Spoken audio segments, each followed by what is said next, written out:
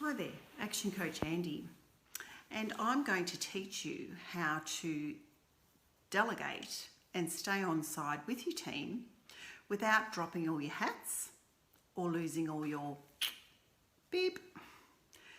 I'm going to teach you how to prioritize your strengths and delegate like a boss chick, which will help you eliminate some of the chaos.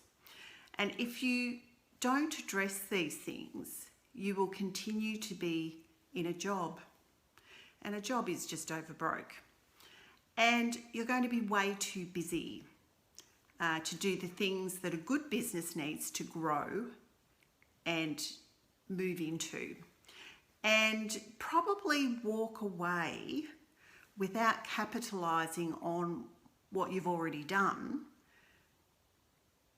because you're burnt out, and maybe what you've already half established has been pretty awesome. When I first went into business, I was a bit of a control freak. No one did anything as good as I did. It was my way or the highway. And that's all good and well. But what that actually did for me was I was working 100 plus hours a week, and I was getting shitty at staff for not stepping up into their roles. It generated all sorts of problems, not to mention burnout, which is potentially a very, very treacherous place to tread when we're running small business, because we all work long hours if you don't know how to juggle things.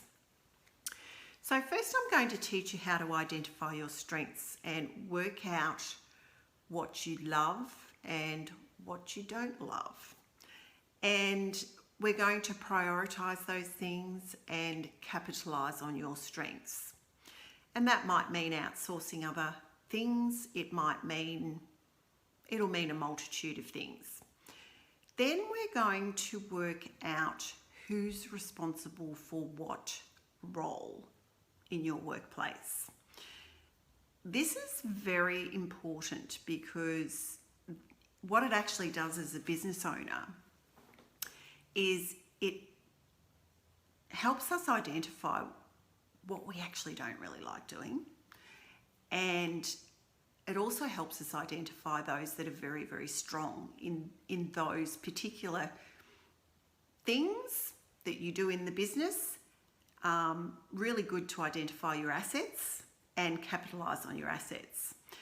And once this process is done and we've got some sort of a stable organisational chart of who's doing what role, and look, I hear some of you say, hang on, but I'm the only person in my business, so I'm going to be taking every position on that organisational chart.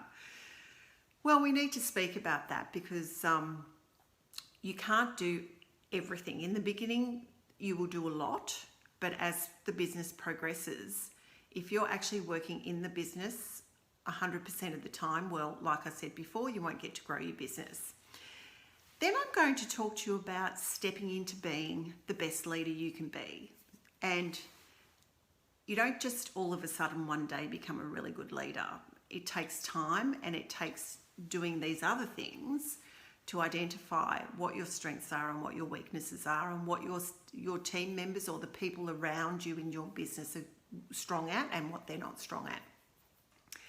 And then we're going to learn to delegate, not by abdication. We need to delegate tasks to those people that are going to be good at doing them.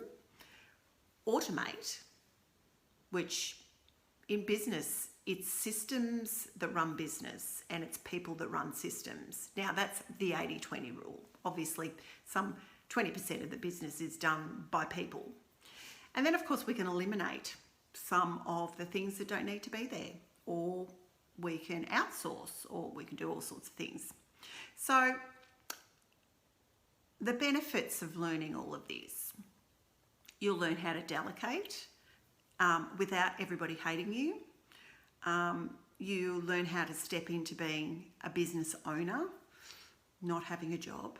just over broke, and having absolutely no time for your life. And really, why did we go into business in the first place? It was actually to be able to do the things we want to do. And no more losing your cool, because you've actually got some sort of a structure in place. So if this sounds like something that interests you, book in for a 20-minute discovery call with me today. We'll cover these 3 things and probably more. So click on the button below and you'll see my calendar where you can book a time that actually suits you. And I look forward to chatting with you. Action Coach Andy. Bye.